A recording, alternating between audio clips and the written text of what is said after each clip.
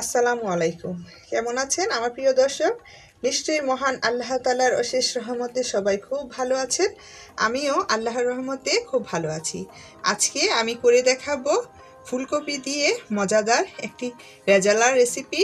আর এই রেজালাটি খেতে ভীষণই ভালো লাগে। এই সিজনে অবশ্যই একবার হলেও ট্রাই করে দেখবেন। আর আমার এই রেসিপিটি আমি শুরু করার আগে প্রতিবারের মতো আমার প্রিয় দর্শকদের একটি ছোট্ট অনুরোধ করে নিচ্ছি, যারা এখন আমার চ্যানেলটিকে সাবস্ক্রাইব করেননি প্লিজ আমার চ্যানেলটি সাবস্ক্রাইব করে দিবেন। আর যারা আমার চ্যানেলটিকে সাবস্ক্রাইব করে সব সময় আমার পাশে আছেন, আমি তাদেরকে অসংখ্য ধন্যবাদ জানিয়ে আমার এই রেসিপিটি শুরু করছি। তাহলে আসুন দেখি কিভাবে এই মজাদার ফুলকপির রেজালাটি তৈরি করেছি।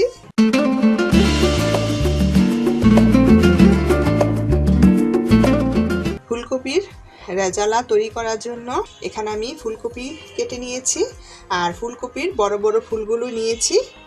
এখানে একটি ফুলকপির ফুল হয়েছে আর এই ফুলের এই বোটার অংশটা দেখুন এরকম করে আমি ফেড়ে নিয়েছি। ফেড়ে নিলে এটা সিদ্ধ হবে ভালো এবং ভিতরে মশলাও ঢুকবে।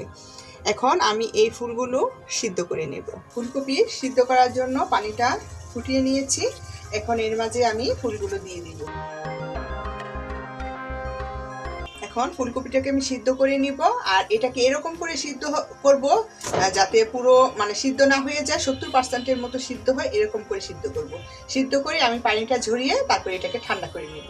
তাহলে ফিরছি সিদ্ধ করে ঠান্ডা করে। ফুলকপিটাকে সিদ্ধ করে ঠান্ডা করে নিয়েছি।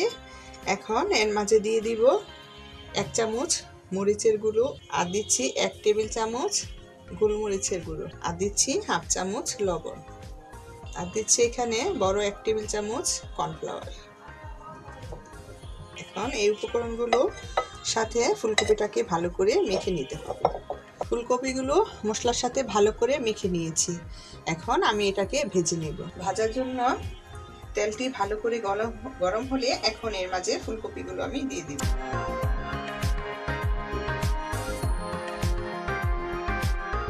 ফুলকপি যখন এরকম কালার হবে ভাজার, তখন এটাকে নামাতে হবে। এখন আমি এটাকে নামিয়ে নিব আর বাকিগুলো ঠিক এভাবেই ভেজে নিব।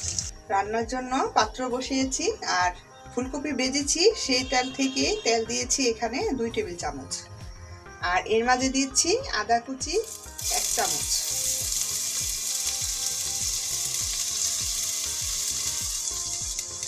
আর দিচ্ছি রসুন কুচি, এটা আছে 2 টেবিল চামচ,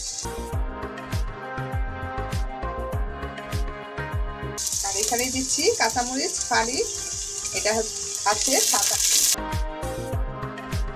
তার সাথে দিচ্ছি এখানে পেঁয়াজ ফালি, বড় সাইজের 2টি পেঁয়াজের ফালি নিয়েছি। এটাকে 1 মিনিটের মতো ভেজে নেব। 1 মিনিটের মতো ভেজে নেওয়ার পর এখন এখানে আমি কিছু পরিমাণে পানি দিয়ে দেব।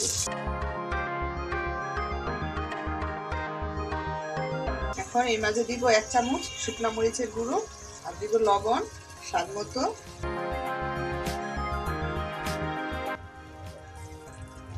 আর দিয়ে দিচ্ছি এখানে টমেটো সস। এখানে প্রায় 1/4 কাপ টমেটো সস দিলাম, আর দিচ্ছি এখানে 1.5 টেবিল চামচ সয়া সস। এখন এগুলো ভালো করে কষিয়ে নিব। আমি কষানোর জন্য আরো কিছু পরিমাণে পানি দিয়ে দিচ্ছি। মশলাটাকে 2-3 মিনিটের মতো কষিয়ে নিয়েছি। এখন এর মাঝে আমি এখানে ফুলকপিটা মেখেছিলাম সেই সামান্য মশলা বেঁচেছে সেটা দিয়ে দিব। এখানে কর্নফ্লাওয়ার, গোলমরিচ আছে, শুকনো মরিচ আছে। এখন এই মশলাটাকে আমি ঠেলে না দিয়ে এটাকে আমি দিয়ে দিলাম। ফুলকপি ভেজেছি, নিচে এই মশলাটা জমে ছিল, আমি এটা উঠিয়ে রেখেছিলাম, সেটাকে আবার এখানে দিয়ে দিলাম। এখন আমি এর মাঝে ফুলকপি গুলো দিয়ে দিচ্ছি।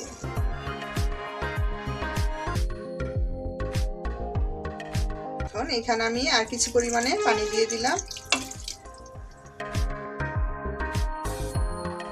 এখন ফুলকপিটাকে আমি 2-3 মিনিটের মতো রান্না করে নেব।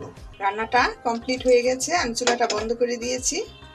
আর আমি ফুলকপি মেখেছি সে ঝোলটা বেশি ছিল, আমি দিয়েছি, এজন্য আর কর্নফ্লাওয়ার দিতে হয়নি। আর যদি আপনার ওই ঝোলটা না থাকে মশলাটা, তাহলে অবশ্যই 1 চামচ কর্নফ্লাওয়ার গুলে তারপর দিয়ে দিবেন, তাহলে এই ঝোলটা গাঢ় হবে। তৈরি হয়ে গেল অল্প কিছু উপকরণ দিয়ে এই ফুলকপির রেজালা। এটা বাসায় ট্রাই করে দেখবেন, আর এটা লুচি, পরোটা, রুটি এবং ভাত দিয়েও খেতে ভালো লাগবে। বাসায় ট্রাই করে দেখবেন।